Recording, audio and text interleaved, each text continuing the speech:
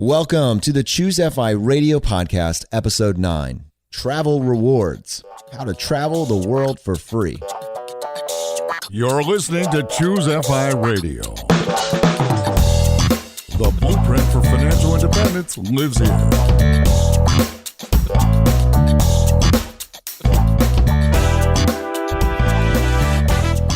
If you're looking to unlock the secrets to financial independence and early retirement, you're in the right place. Stay tuned and join a community of like-minded people who are getting off the hamster wheel and taking control of their lives in the pursuit of financial independence. ChooseFI, your home for financial independence online.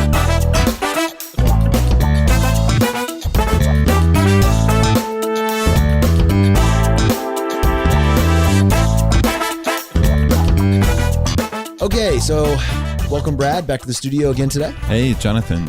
Very excited to be here as always. Yeah, this is going to be a lot of fun. So this is an episode that we've been teasing for a while. It's one we've been very excited about, and that is the world of travel hacking. And I am very fortunate to be doing this with Brad because he is really an expert in this space and has been doing it for a long time, has built several businesses around this model, and has been sharing this information with, what is it, hundreds of thousands of people? At least thousands. Yeah, I mean, certainly tens of thousands. Tens of thousands. So I wanted to start off just by telling you a little bit of a story and how travel hacking has improved my life in the hopes that it might give you some ideas about how it might help yours.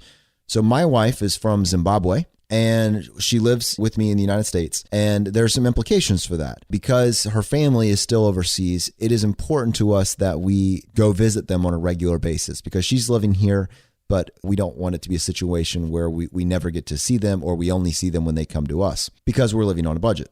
So from the start, Danny and I decided that we were going to set aside a certain amount of money every single year to go visit them. And these tickets to Zimbabwe are incredibly expensive, running anywhere from $2,500 upwards of $3,000. And that's for an economy seat. And so that's for one ticket round trip. And we would need two of those. So this is not something that we can do every year. We would typically set out to save $3,000 a year. And every 2 years, we would take a trip back home to visit our family. Right. So we're talking $6,000, which is probably more money than most people save in a lifetime, literally. And that's every 2 years you're dropping on plane tickets. So just to paint the picture here, that's huge dollars. And this was my plan. I was settled with this plan. I wasn't excited about it, but I was very grateful that she married me. I definitely married up, and that was going to be what we were going to do. And when you're paying for a trip like this, these are obviously with post-tax dollars.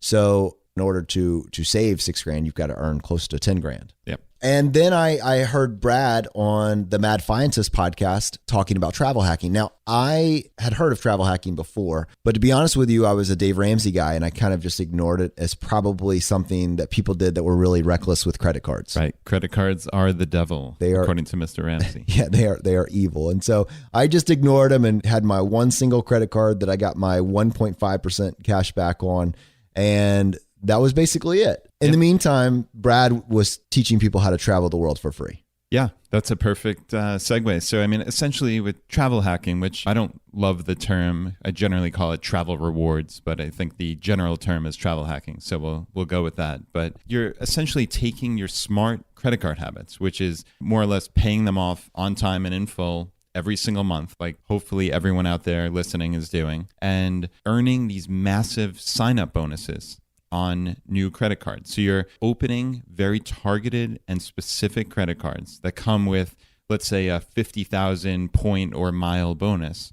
And you're just directing your regular spending. That in Jonathan's case, he has this rewards card that he's getting 1.5%, which is pretty decent for a normal card. But instead of using that card, he's just going to use a new card for 1 to 3 months and direct his normal spending there when he hits what's known as a minimum spending requirement. So an example of that would be open up this new card, spend $3,000 in the first 3 months, and get a 50,000 mile bonus. So that's like the general way that you would hear these offers phrased. So what that means is he's putting his normal spending on $3,000. So that's an average of $1,000 a month, which for a family, certainly a family like mine, $1,000 unfortunately is pretty easy to come by in spending. Yeah, no, if you have $300 to $500 in groceries, you have a few recurring bills like cell phone bill, that sort of thing, any discretionary spending, it's very easy, at least for most middle-class families or even entry-level middle-class families, to hit that $1,000 a month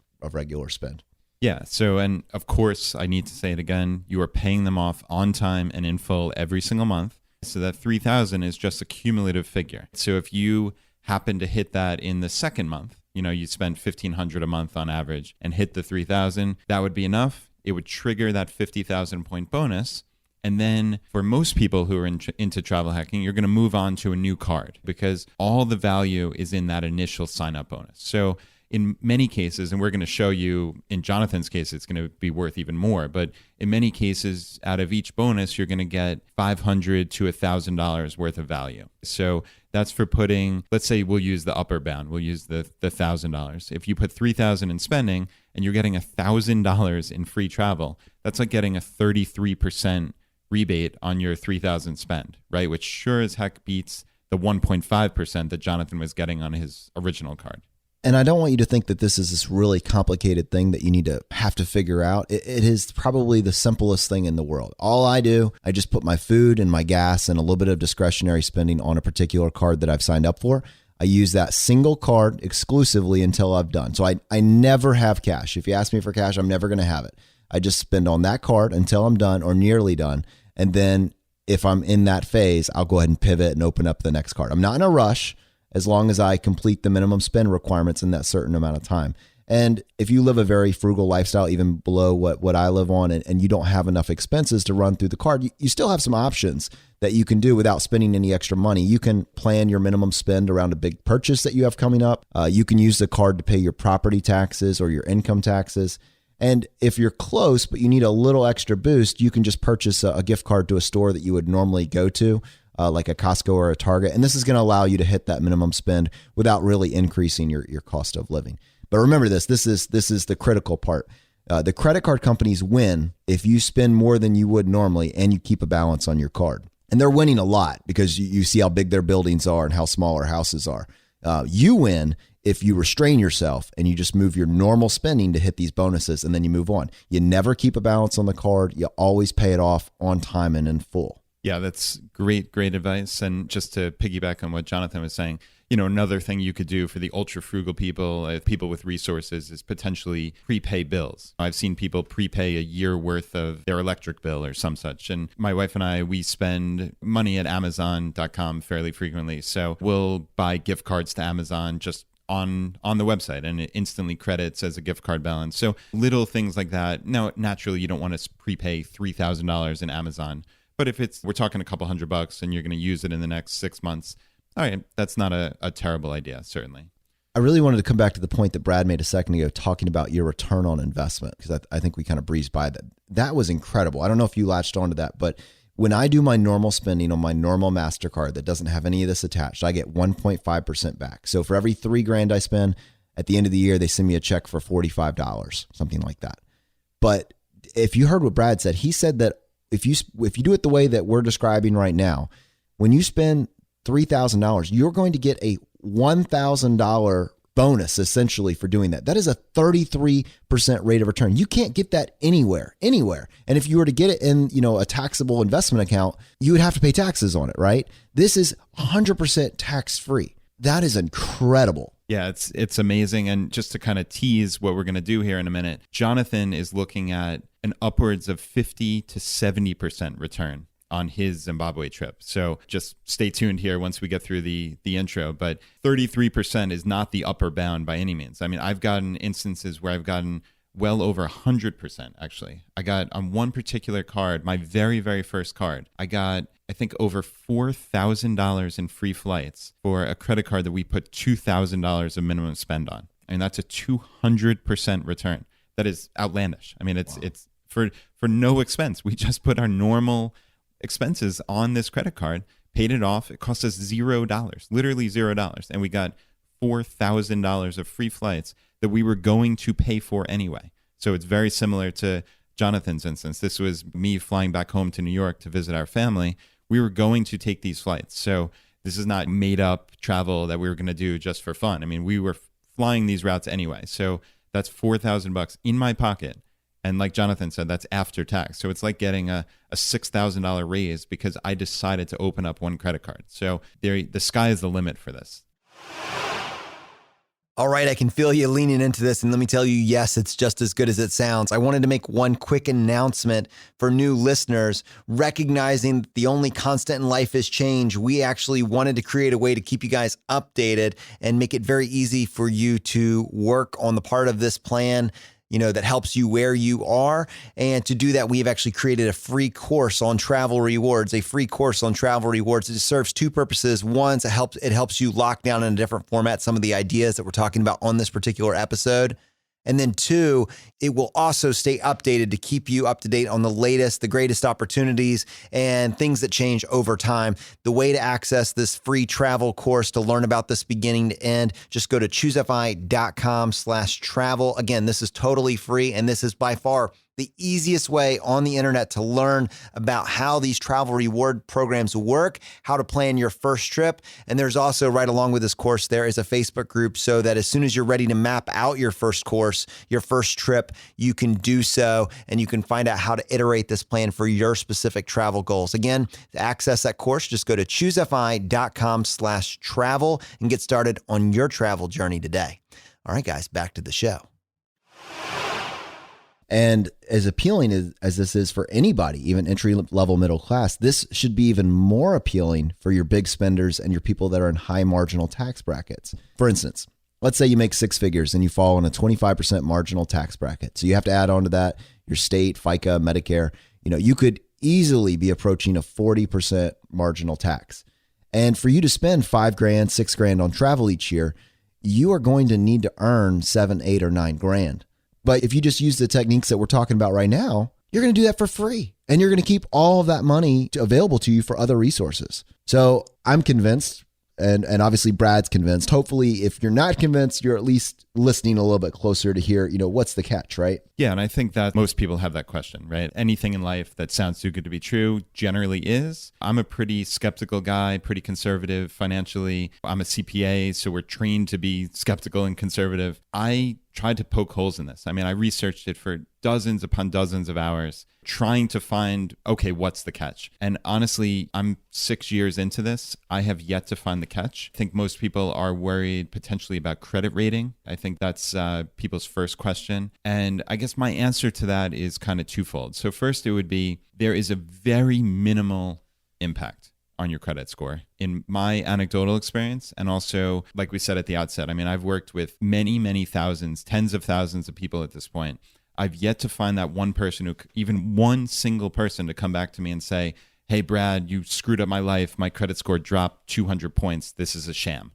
I simply have not heard that. Your credit score is going to go up and down just naturally within 10, 20, 30 points, just within a normal month anyway. Most people don't understand how credit scores work, but let's say you haven't paid your bill yet that month and you have a $2,500 bill outstanding. At that point in time, your credit score might be 10 or 15 points lower than it would be the day you paid it, just because of what's known as credit utilization. So your score does go up and down. This is not like a very precisely fixed number, but just to talk about myself here for a second, I can give you exact numbers. So when I started travel hacking in early 2011, my credit score was 797, okay, which is pretty darn good. That's, a maximum. Yeah.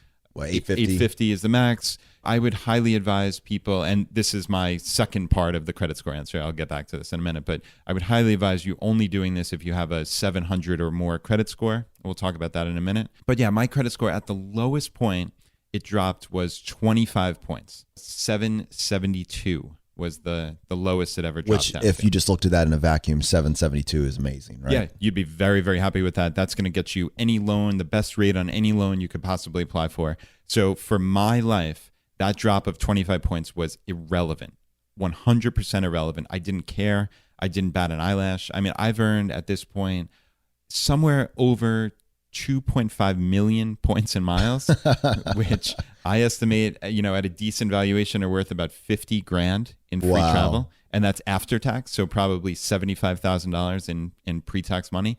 So I was very, very fine, obviously, with a 25 point I will drop. trade 25 points on my FICA score for 75 grand in free travel. Yeah. I think most people would out there. And the cool thing is that score jumped right back up. So right now, the very last time I checked my score, I think it was an 815 or 816. I forget precisely, but I'm actually up now almost 20 points on where I started. And this is 2.5 million points and miles later. Wow. So yeah, not too But shabby. that really actually makes sense though, because we one of the things you do when you're doing this, or at least when you're doing it the way Brad and I are doing it, where you're talking about it to other people, you really want to know what are the actual factors that are involved. And when you dig down in the weeds, there's 5 of them that come into play. And I know one of those, at least initially, that maybe gives you that slight decrease of that bumper is the hard pull, and that's what, like a 2 to 5 decrease. Yeah, I think that's the guaranteed drop. Is when you apply for a credit card, there's a hard inquiry on your credit score. And yeah, people say it's about a 2 to 5 point drop.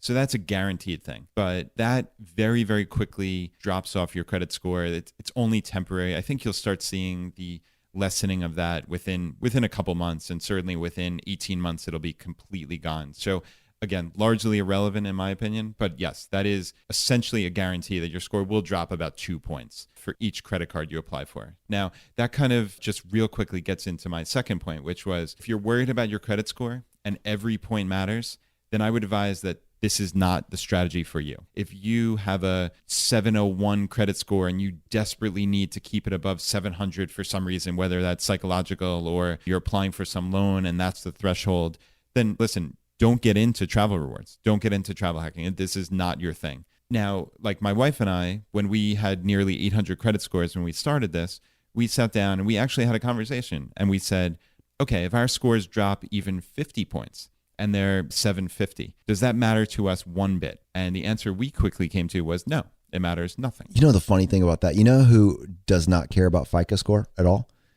It's Dave Ramsey. In fact, he will tell his audience, don't worry about your FICA score. It's an I love debt score. It doesn't mean anything. And so, if you could take just the one half of that, he would actually tell you, that would almost make you seem like this would be a good thing for you to do.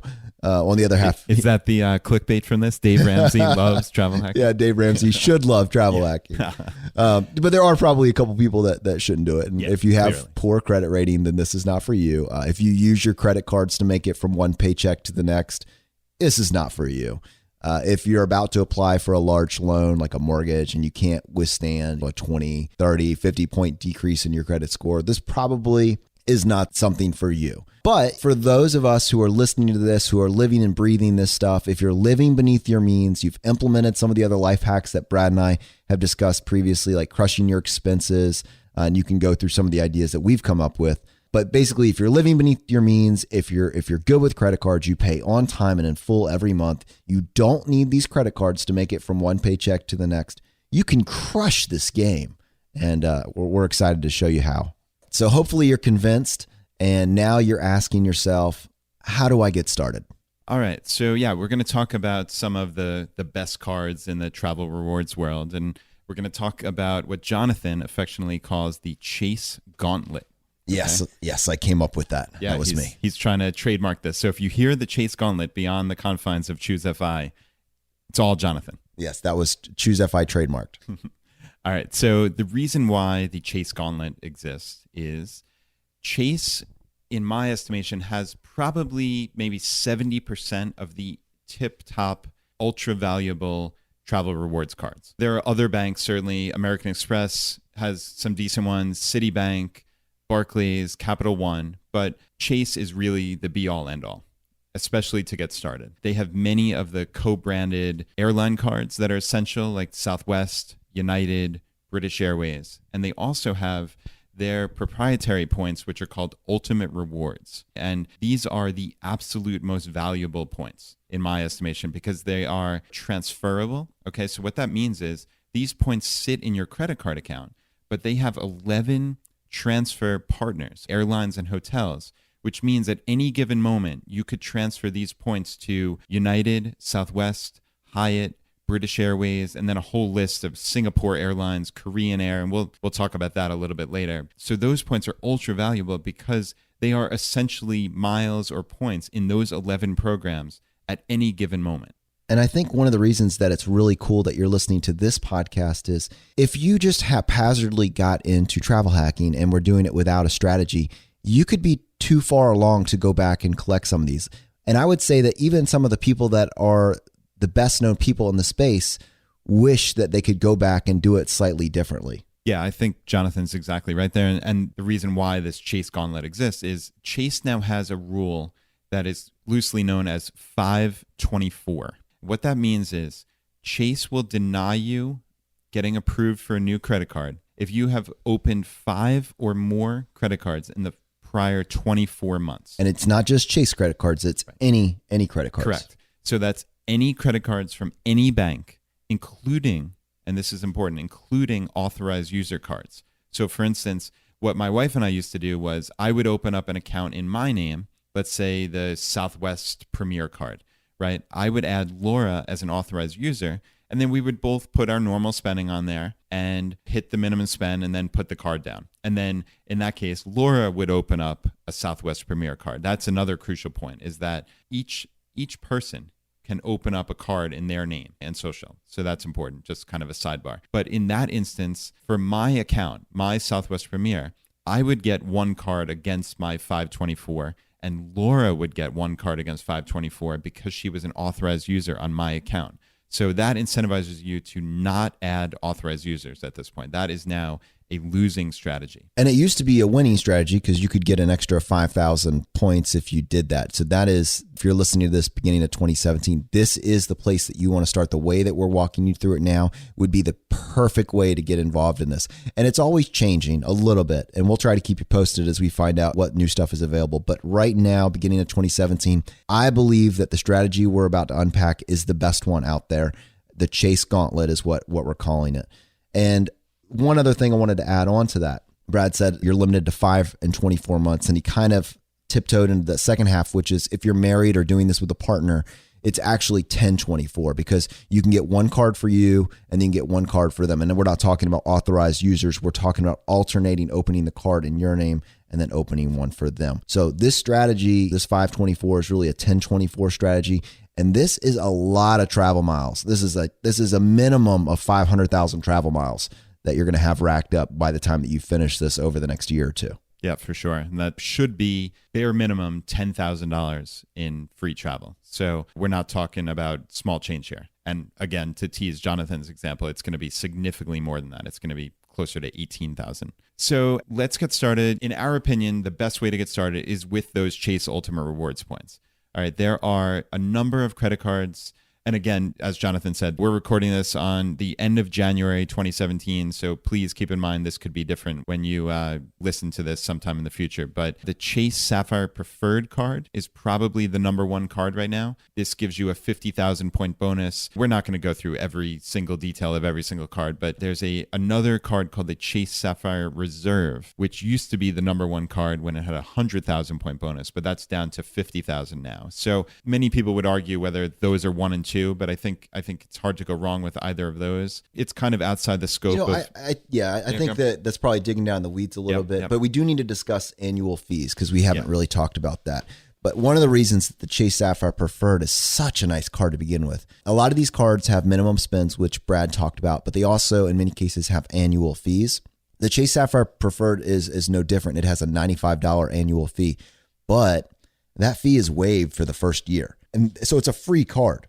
And I don't think you can beat that. No, I agree. And not to get into the weeds, but the Chase Sapphire Reserve has a $450 annual fee that you have to pay that very first month. Now, there are ways to get much of that back, but still, for most people, literally paying out $450 in an annual fee is very difficult to get over. So, and daunting if it's your first card that you're starting with. Yeah, agreed. I would not suggest that for anyone. So anyway, there are a bunch of these cards. There's a Chase Inc. Business Preferred card that I think most people would say would be in a top 5. There's a bunch, as I kind of alluded to, there's some Southwest cards, there are United credit cards, a British Airways card. So you very quickly can arrive at 5 Chase cards that you want to and need to get as part of your first 5. Because as we said, if you don't open these, if you intersperse them with a couple Amex cards or a Capital One card, you are then at 524. And at that point, you are not getting any more Chase cards. So that means you cannot open a Southwest. You cannot open that United card. So you're locking yourself out of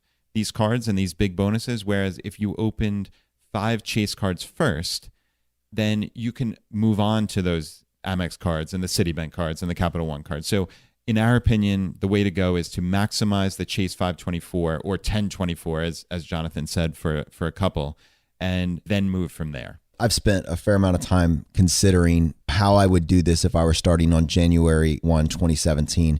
And I want to run my ideas by Brad and see if he agrees with me and how I would go about this. So we just decided, number 1 card will be the Chase Sapphire Preferred. I think that is a absolute fantastic pick for the first card. It has I believe a $3,000. It's $4,000 minimum spend that has to be achieved within a 3-month period. Once you're done with that, I probably would go ahead and do that one for your spouse or partner as well. So that would be your first 2 cards. Yep, agreed. Okay. Now, 3 and 4 are debatable, and you can, mix this up depending on what your goals are. But if it's early in the year, so if it's December or January, I would start working on the Chase Southwest cards, especially if you do a fair amount of domestic travel. The person who travels more frequently domestically should be the one to apply for this 2-card sequence. And I would start with the Southwest Airlines Rapid Rewards business card, which currently, and it changes, right now has a 60,000 point bonus. And then I would follow that by the Southwest Rapid Rewards Plus credit card. And they have a third one. It's interchangeable. I would look at the bonuses to decide which is better. When the bonuses are the same, I would just pick the one with the lowest fee. Yeah, and I would go with the Plus because it does have a smaller annual fee. Okay. Now, I would not open 3 Southwest cards. Just do the minimum to get your companion pass. Brad, you want to talk a little bit about this holy grail? Yeah, so the Southwest Companion Pass, as Jonathan said, is loosely known as the holy grail of travel rewards. So what it does for you is it gets you your designated companion can come with you for free on any Southwest flight that you book. That's whether you book it with regular cash, you pay for it normally, or you use points. Okay, so that essentially doubles your value of any Southwest points that you have. And how many points is a domestic flight? So, I mean, they can vary. I've certainly seen Southwest flights as low as 5,000 points each way. I've even seen flights from Baltimore down to the Bahamas for, 5,300 points. So, I mean, wow. Yeah, I mean, these points can go a significant way. And basically how you earn the companion pass is you have to earn 110,000 Southwest miles in 1 calendar year. Okay. So in this case, as Jonathan said, the Southwest business card currently has a 60,000 point bonus. The Plus card has a 50,000. So right there, that's 110,000. Now you'd have, with the minimum spends, you'd have about 115,000. And they're actually lower minimum spends, surprisingly. Yeah, they're only, I know 2 and 3. The Plus is 2 for sure. So the business is 3. So right, you had 115, and that would immediately trigger the Southwest Companion Pass. Okay, so it's important to note that one person, okay, this is not an instance where you could get the business card and your spouse could get the Plus card. One person needs to earn 110,000. And the cool thing with the Companion Pass is once you've triggered it, it's good through December 31st of the following year. So now this should be ringing alarm bells for you, which is, okay, it's January of 2017 now, or February when you're listening to this. That means if you got moving on this immediately, you could get the Companion Pass for 22 or 23 months, which is unbelievable. Yeah, buy one, get one. I mean, Vegas, anybody? I mean, you can go anywhere in the United States and you can take that extra person with you. Yep. And you can have that for 2 years. And it doubles. So it's essentially like having 220,000 Southwest miles. Yeah, and by the way, you still have the 110,000 points that you earned when you were getting those. So you didn't have to use that. So you're not trading in 110,000 for the Companion Pass. It just triggers that benefit for you. So you have those 110,000 to use, and you get a free companion on every single flight you book with them. So you can see why that is. Jonathan would consider that the next set of cards to open after the Sapphire Preferred. We're going to continue going through his plan. I think it's going to depend certainly on your travel goals, just like anything. We're not locking in and saying this is the perfect plan for everyone, right? If you live near an airport that has 0 Southwest flights, the Companion Pass is not going to be great for you, right? If you are planning on flying to Zimbabwe, like my co-host here, the Southwest Companion Pass is not going to help you at all. Right. So it depends on your timeline. It depends on your goals. But I think for many, many people listening to this, the Companion Pass is going to be the highest value thing you can do with your miles. Yes, absolutely. And I think you can have an intellectual debate about the order of these to some degree. I think that number one, the Chase Sapphire Preferred, is kind of locked in. I went back and forth, and it would 100% be based on what my travel plans are for the next 2 years. If you're in a place where you want to make a bunch of domestic trips, which I think probably most of us are, if I were speaking to the majority of America, they mostly are making domestic trips. I think it makes sense for that to be there. And if you're married, I think it makes sense for you to do it one time for the one person and not to then repeat it for your partner at the same time, unless you have a big family that you're traveling with. Yeah. No, that's absolutely right. So you might space it out and then come back to those later on. Yeah. So kind of moving along, I would personally focus, and Jonathan has this on his list here, which is going back to the ultimate rewards points. So now there's a card known as the Chase Inc. Business Preferred Card. And now you've heard us mention business cards, right? We mentioned the Southwest Business and the Chase Inc. Business Preferred. Now, there is a very loose definition of what constitutes a business. Yes, Chase is not the IRS. They are not the IRS. You do not need a registered business. You don't need an EIN. You don't need payroll, anything like that. There are many articles of what constitutes a business for a business credit card. It could be something as simple as babysitting, as simple as having an eBay store or selling on Etsy. So maybe you're walking dogs. Right. So loose definition, it's not our place to say whether you should or should not apply for a business card, but many people without registered businesses get approved for these cards. So we'll kind of leave it at that. And one of the things that we're going to be talking about is why you need a business. Starting a business is very important for everybody. It doesn't matter if you're going to become Steve Jobs, but there are a lot of benefits to starting a business that you may not have considered. And, actually, this is pretty cool. Applying for that business credit card was one of the things that pushed me into actually starting ChooseFI. Wow. That's very cool. I signed up for that ChooseFI credit card long before I had a business model. I just had an idea and I applied for it and they gave it to me. And then after I had it, it was kind of empowering that now you have a business credit card. You now have a business. And you know what? I built a real business around it. Yeah, that is amazing. That's absolutely amazing. So, just kind of moving on, we would probably go for the Chase Sapphire Reserve next. Like we mentioned, it has a $450 annual fee. There is a way that you get a $300 travel credit per calendar year. So very likely you can cut that down to $150 or potentially $150 to the good if you got the $300 in travel credit in 2 calendar years. So again, beyond the scope of a 45-minute podcast, certainly, but don't throw out the reserve card just because it has that big fee. Right. You can be smart about it. So then... And also, you should know that a lot of times we're repeating these for our spouse in many cases. Yep, correct.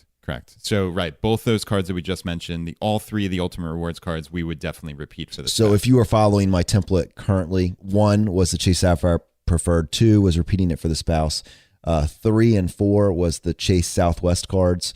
5 was the Chase Inc. Business Preferred. 6 was repeating that for the spouse. 7 was the Sapphire Reserve. 8 was repeating it for the spouse. And then, just for the sake of completeness, we rounded out 9 and 10 by doing the Chase for the spouse as well.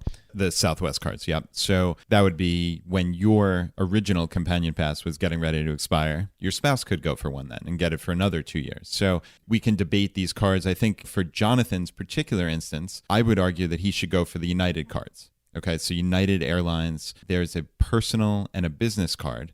I think there's, just based on what I've calculated in my head while we're going through this podcast here, he could get flights to Zimbabwe indefinitely, forever. 2 of them every 2 years, they could fly to Zimbabwe for free if they just kept rolling through the 3 Ultimate Rewards cards we mentioned and the 2 United cards. So I think that's a model he can replicate forever, essentially. That's very cool. That's great. And just on the list that we came up with, and that could take you 2 years to run through, I would think, because there's a lot of spending that would go on, but it's just your normal spending. But that's going to provide you with 710,000 points, which if you're maximizing those the value of that, what's the value of that? Yeah, that, at 2 cents per point, that's $14,000 in free travel, and can be much, much more than that. So yeah, I would say at minimum, that's 14 grand in free travel. And because of that 524, if we just wanted to talk about this, so if Jonathan wants to do his Zimbabwe trip, which again, I'm kind of teasing it too much here, but if he just wanted to stick with these Chase cards, he could do that 524. He could go through those 5 Chase cards and then just do it again 2 years down the road. Yeah, that's cool. He could reapply for those cards. That's kind of the limit on Chase cards, is you can get the bonus every 24 months. So it's 24 months after you last got the bonus on that particular card. So just using this hypothetical, Jonathan could take those 5 cards, the 2 United and the 3 Ultimate Rewards cards, and just keep rolling through them and open them every 2 years. He would, by definition, be under 524, because every time he got back to a card, he would be back at 424, because that last one would have rolled off, because it would have been more than 24 months ago. So this is kind of hard to see, not on paper, but this is something he could keep doing indefinitely. That is just, it blows my mind. Essentially, just by me listening to that single podcast 8 to 10 months ago, it gave me a $10,000 post-tax raise a year, essentially. And wow, you could have been watching your episode of Friends just over and over again, or I was watching Seinfeld last night, or you could listen to a podcast and you just pick up this one life hack and then you figure out how to implement it into your life. And now you've got a $10,000 raise. It's unbelievable. And I mean, in this instance, Jonathan was going to spend that money out of pocket. This is not like, oh, we might go to Africa to go on a safari. This is, we're going to Zimbabwe to visit my wife's family. Yeah. We are going. We are going. It is a guarantee, right? Jonathan's going to have marriage issues if he doesn't go. It would be extremely messed up for me not to make that a priority for our family. So yeah, without a doubt. And this is an instance where that line item on his budget, which was $3,000 a year, because he figured they could only afford to go every other year. So that's $6,000 he had appropriated for flights to Zimbabwe, is now cut down to $200, because that is, as we're going to see in a few minutes here, those are the taxes and fees that he needs to pay out of pocket for. Instead of it being $6,000, it's going to be $200. So I mean, that is unbelievable. So maybe we should just tell people, do we need to talk about how to use your Chase Ultimate Rewards points? Is that?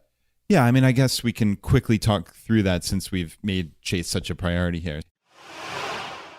Okay, just wanted to break away real quick and remind you that if this information is amazing, but at the same point, you're in a slight state of overwhelm, it is not that difficult. And we've created resources to simplify this dramatically. Just go to ChooseFI.com/travel and you can go through this at your pace. This course was designed absolutely to simplify this process as much as possible. Pick it up, take it as it makes sense to you. This is totally doable. Again, ChooseFI.com/travel. All right, let's get back to the show. We'll talk about how to use these points.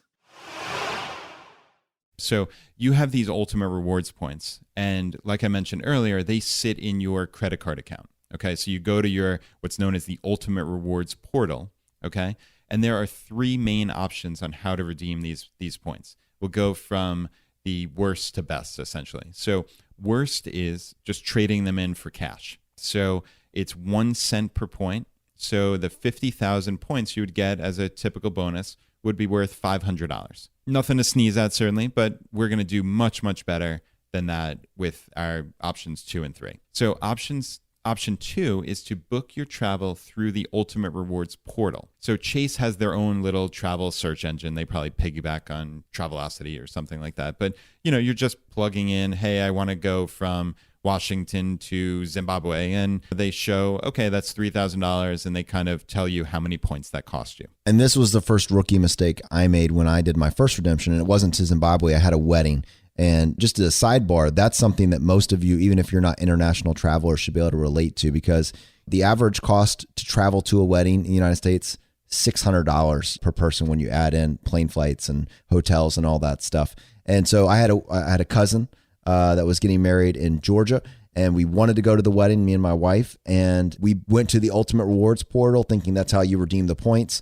And it's a win and a lose story in that this is how I used them. The flight would have cost us $400 a person. I was able to use my single bonus, my 50,000 point bonus, and I was able to redeem it on the portal for both 2 round trip flights for both of us and a rental car, a really nice one for the entire weekend. And that was great. But if I had heard what y'all are about to hear right now, I could have done even better than that. Yeah, and that's an important point also, which is sometimes your travel just works in where you can't quote unquote maximize these miles, but Jonathan just saved a boatload of money on a trip that he was going to take anyway, right? So I don't want to get into the weeds here and say, okay, you can only maximize them. You're crazy to not transfer them and get 3 cents per point or something, some nonsense like that. You need to look at what works for your life. Okay, so that's an important sidebar. But let's move on to option number 2, which is booking through this portal. So if you get a little bonus, and it depends which card you have. So if you have the Sapphire Reserve, the one with the $450 fee, you actually get 1.5 cents per point when you book through the Ultimate Rewards portal. So that means that 50,000 points would be worth $750 in free travel. Now, the other 2 cards, the Ink Business Preferred and the Sapphire Preferred, get you 1.25 cents per point. So that 50,000 points would be worth $625 in free travel when booked through that portal. So that's an instance where having the Sapphire Reserve is very valuable. And the cool thing is you can combine all of your Ultimate Rewards points into the Sapphire Reserve to make them all the more valuable, 1.5 cent per point. That's a pretty cool technique. Yeah, so that's just something to remember. Now, the third and best option, in my opinion, is to transfer them to travel partners. Now, I mentioned this earlier. There are 11 transfer partners, and I get the most value personally out of United, Southwest, Hyatt, and British Airways. And now the cool thing is these points transfer in most cases. I think it's 8 or 9 of the 11. They transfer instantly to the point where it's literally 15 to 20 seconds. Like you'll go into your Hyatt account, you'll go into your Chase account, you'll send over some points. You'll literally hit refresh on your browser and the points will be sitting there. So that kind of tells you should only transfer these points at the exact moment you are ready for them. Okay, that is a crucial point because once you've transferred them, they cannot get back. They cannot get back to Chase. So all the flexibility and all the value is having them sitting there in Chase where you can send them out to those transfer partners when you're ready for them. So don't transfer them early is the quick tip here. So now what that means, and I think this is probably a good segue to talk about Jonathan's actual trip to Zimbabwe. Yes. What that means is in many cases, you're going to get better than 2 cents per point in value. So that's kind of my benchmark for should I use Ultimate Rewards points is if I'm getting 2 cents per point or better, that's a pretty good redemption in my opinion. You can see why that far outpaces the cashback at 1 cent per point or even the 1.5 cents per point of the Ultimate Rewards portal if you have the reserve. And the only one I've done up to this point was the Ultimate Rewards portal for that wedding, and I got 1.25. And at the time I was happy with that, and I'm still happy with it. But as a learning curve, if you're coming into this today, you should really lock down that 2 cents per point. So that's, again, not a hard and fast rule, but just kind of a back of the envelope. Just remember that. It's 2 cents per point. So you'd want to get $1,000 in value out of 50,000 points. All right, just remember that. So literally 2 seconds before we started this podcast, what we did was we talked about the Zimbabwe trip. And if Jonathan came to me and said, hey, Brad, how would I do this? So in his case, I have a ton of Ultimate Rewards points. What do I do? So I have 310,000 right now. Nice. Yeah, that's a great starting point. So my immediate response was, let's head over to united.com and let's check it out. Now, I know that United is an alliance partner. Okay, they're a star alliance partner of South African Airways. Yes. So that was my original thought was there's a decent likelihood I know for a fact there's a South African Airways flight from JFK, and I'm pretty sure there's one from Washington, Dulles. There's definitely one from Dulles. Sweet. So this is just in 5 seconds of thought. Let's go check that, right? Because we know that United is one of the transfer partners of Chase Ultimate Rewards. So let's kind of test this out. So we just simply went to united.com. And I mean, no joke, Jonathan, right? We did this in 20 seconds. This was 5 minutes. Yeah. And so you just go to the main search box. In our case, we just typed in Washington, D.C., and we plugged in Dulles, so IAD. And then Jonathan knew the airport in Zimbabwe, the code was HRE. So we just did that. And then just real simply, I clicked, my dates are flexible. Because, in this case, Jonathan just wants to get a free trip to Zimbabwe. He doesn't care if he goes on July 4th and comes back July 11th. And it's January now, so this is in October. I can make my plans around whatever comes back. Yeah, exactly. So we plugged in October 2017 and clicked search for award travel, and then just let it rip and click search. And the United computer just thinks for a minute, and what it does is it comes back, in this case, since we did my dates are flexible, it comes back with a a 2-month at a glance calendar. And in this case, there are little symbols on here that denote whether there's availability or not to use your miles. And we're looking for Savor Award Economy. And literally every single day in October and every single day in November of 2017, there is a Savor Award availability to incredible. Zimbabwe, which is unbelievable. So we just randomly clicked on a date, and I would suggest kind of just clicking through the dates. For Jonathan, in this case, you might find a flight on the 12th that's slightly better in connections and time than on the 15th. You just don't know. But you know for a fact that there is a Savor Award Economy on those dates. So it's just kind of trial and error from there. So we just literally clicked on, I think it's the 19th here, right? And we scroll down and we see very simply it is 40,000 miles. And actually on the way out, it's $5.60. So to fly from Washington, D.C. to Zimbabwe, it would cost him 40,000 miles for each ticket. Okay, so for him and his wife, it's 80,000 miles and $5.60 for each ticket, or $11.20. I have a permanent smile on my face when I see that. It's unbelievable. I mean, it is as simple as that, right? So we literally just clicked, and it took 1 minute. And then we saw on the way back, there was similar availability every single day. The taxes are a little bit higher, and this is where I said the $200 before. Depending on which country you fly out of, it looks like the African countries are charging about somewhere between $60 and $100 in taxes. So that's per person. So he's looking at 80,000 miles per ticket, or 160 total, which he has from Ultimate Rewards. He almost has enough for 4 tickets, actually, since he has 310. And about somewhere between $70 and $110 in taxes and fees. So I basically already have all my points racked up for us to go 2 different times. Yep, for the next 4 years. He's good to go. Good to go for the next 4 years. Yep. And that is right out the gate how I saved $12,000 in travel. Yeah, it's unbelievable, right? So just from opening a couple of cards that he mentioned, in the Chase Gauntlet here, he has enough for 4 round-trip tickets to Zimbabwe, which would cost him $12,000 in after-tax money. That is as big a win as you can come up with. And travel hacking is not designed around making it to Zimbabwe. I'm probably the only person listening to this that needs to go to Zimbabwe. The places that you can go are amazing. I mean, you have so many options, but it just gives you a level of freedom. I mean, it's so cool to now not think about going to visit family as making a choice between my financial future and going to see family who I love. Instead, this is a way I'm gaming the system, and I'm going to get to do this for free, and this is going to be fun. Yeah. Oh, without a doubt. I mean, it's certainly fun. And just to kind of mention what Jonathan was saying, which is he might be the only person listening to this going to Zimbabwe. But if he can get to Zimbabwe with 3 minutes worth of work, I mean, no joke, we spent, honestly, under 3 minutes doing this. You can sure as heck get to Florida. You can take your family to Disney World. You can go to California.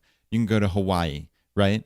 I mean, these places are simple to get to. If he can get to Zimbabwe, you can get anywhere you want to go to. Europe is simple. What we kind of talk about is flexibility is very important. So I kind of brushed on this earlier, but if you can be flexible with the dates here, that is really, really crucial. If you try to shoehorn this into your normal travel, like, hey, I need to go, and you want to do it on holiday weekends, you're going to be frustrated. But if you're someone like Jonathan who said, hey, I'd love to visit family this fall, you can do it very, very easily. And we're just going to tack on a few other redemptions that a lot of people enjoy using these. And, we're going to kind of wrap this up. Costa Rica. Yeah, so Costa Rica is actually something, I didn't mention this to Jonathan, but it's a trip we're planning on taking, actually. Oh. So I have real up to the date knowledge on this. So Costa Rica is very, very easy to fly to. Southwest flies to Costa Rica. So Southwest, in my opinion, is the easiest of all the frequent flyer reward programs to use because they don't have limitations on their award seats.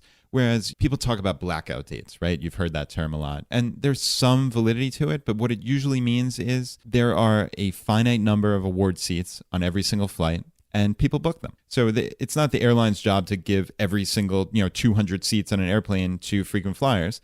They might allot 2, 5, 7, 10 seats, whatever it is, right? And people book them. Okay, so that's where flexibility comes in.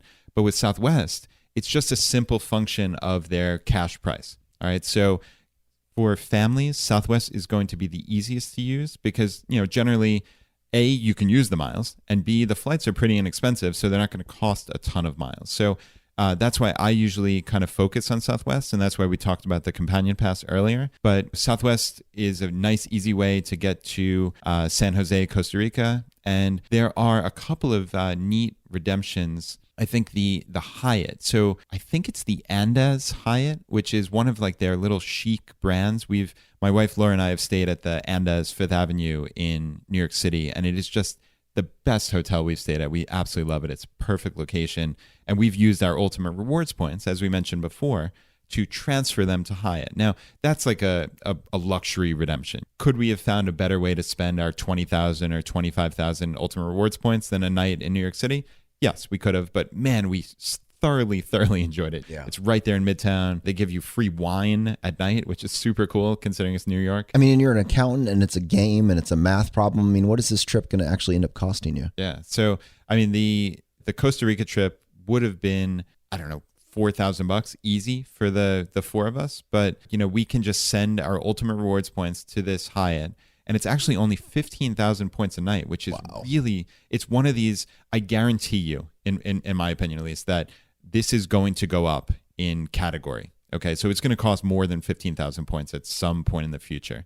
It's generally when you find these little deals, actually in the last 12 months, my wife Laura and I and our family, actually, we stayed at 2 of these Hyatts that had these super deals. We found one in Asheville, North Carolina, which is just a really cool, hip, liberal city. It was only 5,000 points per night, and that jumped up, I think, 2 categories, and now it's like 12,000 a night. So that was like a little sweet spot. And we stayed in one in the San Francisco Bay Area that jumped up like the week after we booked it. So we found 2 of these sweet spots. I guarantee you this Hyatt in Costa Rica is another one. If we wanted to stay 5 nights, it would be 75,000 Ultimate Rewards points. We'd just zip over to Hyatt. We'd book the nights. Simple as that. We have Southwest miles, but if we wanted to transfer them over from Ultimate Rewards to Southwest, we could book that too. So, I mean, just from having these Chase points, we have an entire trip to Costa Rica, just like that. Yeah. And then you can go to Hawaii. Yeah, Hawaii is obviously another big destination.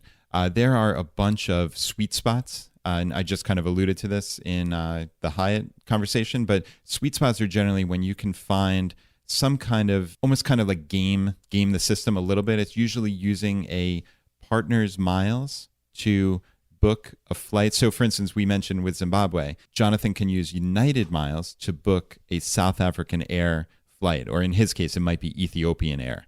It's any alliance partner you can use the miles of to book on a flight of another alliance partner, as long as there's the award availability. So in this instance, there are a couple of sweet spots to Hawaii using partner miles. And in this case, you can get them all from Chase Ultimate Rewards, of course. Coincidence. Yeah, what a shock, right?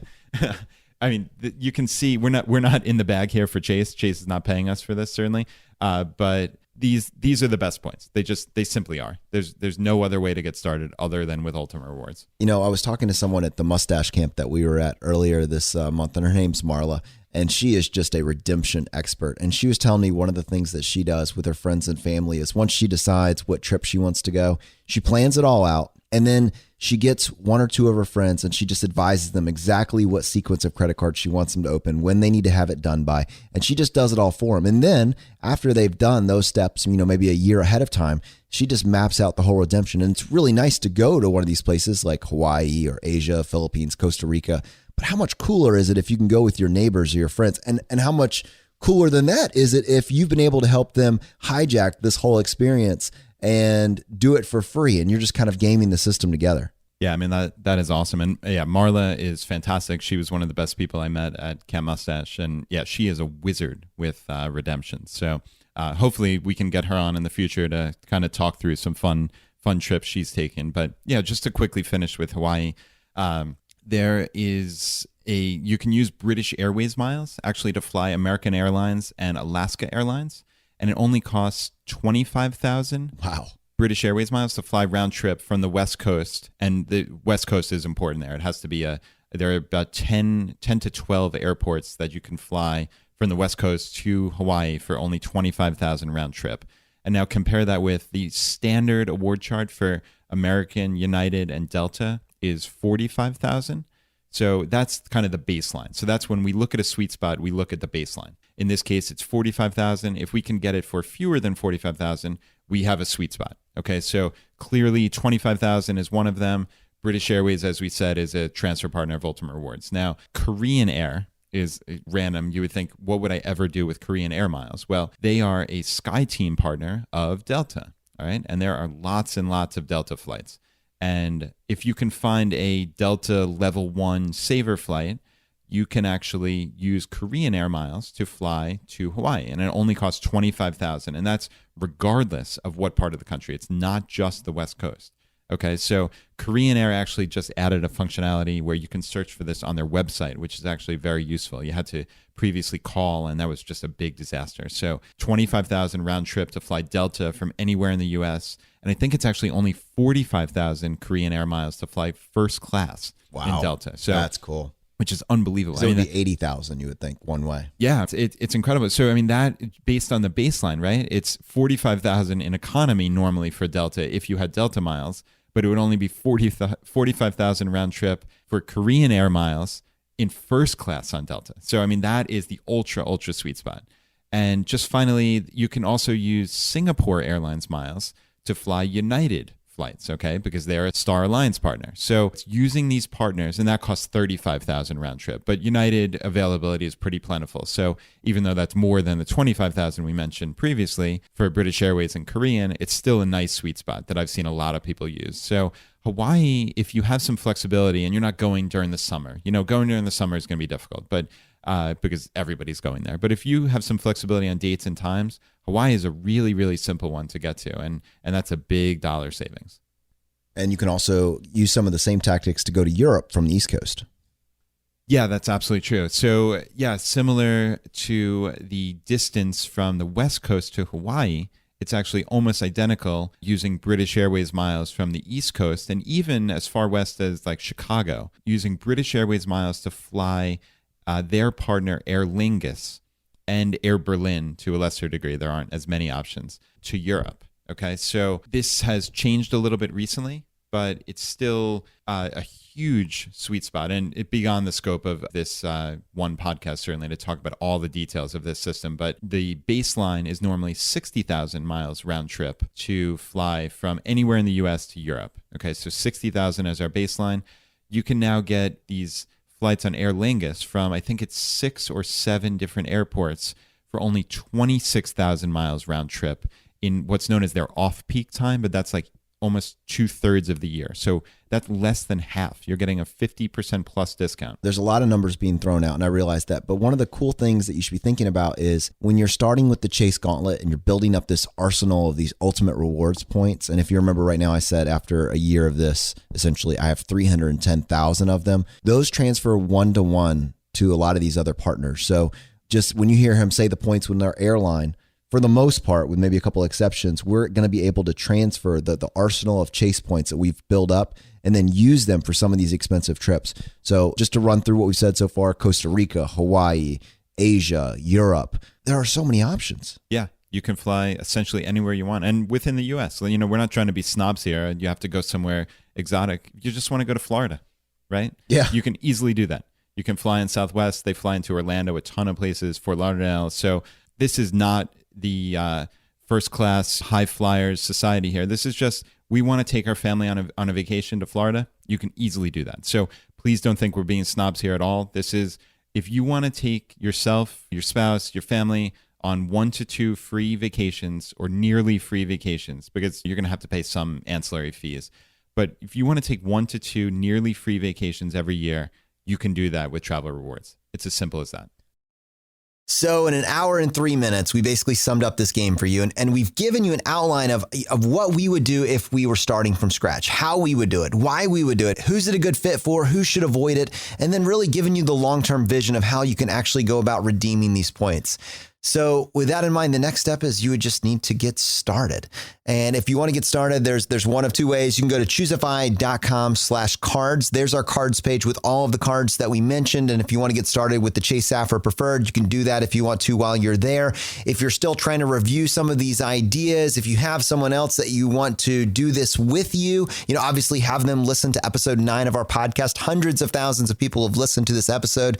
And, it's one that is meant to take away the fear and intimidation and make it as simple as possible. But also, just go to ChooseFI.com/travel. Our free travel course is right there for you. It's intended to be an on-ramp to this. You can take it at your own pace and you can get started. And by the end of that course, you should be well on your way to getting set up to take your first trip for nearly free. And we hope this was helpful. Brad, any final thoughts? No, I would say just listen to this podcast. Listen to it again. Just really take to heart that this is real. It's very, very easy, and you should get started. In my opinion, I think this is one of the lowest hanging fruit items in the personal finance world. Honestly, this is a $5,000 to $10,000 raise just by being a little bit smarter than the next guy. And nobody looks at this as personal finance. This is personal finance. I had to make that trip. I had to budget money for that, and now I don't. And that directly affects my ability to take that $6,000 and put it into an investment account, to put it into starting a business. Those are real dollars behind that, and we think this is the untold story. Yeah, it's so powerful what Jonathan just said, and this is the low-hanging fruit. If you're looking for actionable items from this podcast, which is what we want to get across, get started. Listen to this podcast again, take it to heart, read our pages, ChooseFI.com, and we're here to help. So we probably, in all likelihood, will do future episodes on travel rewards, and this is the way to get started. You've been listening to ChooseFI Radio Podcast, where we help middle-class America build wealth, one life hack at a time.